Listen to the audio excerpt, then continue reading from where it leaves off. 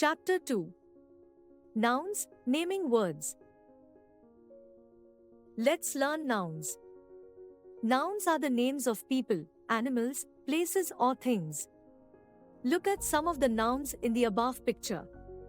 Names of people: father, mother, son. Name of place: home, school, airport. Names of animals: dog, bird, horse. Names of things: television, sofa, curtain, painting, door, fan, mat, window.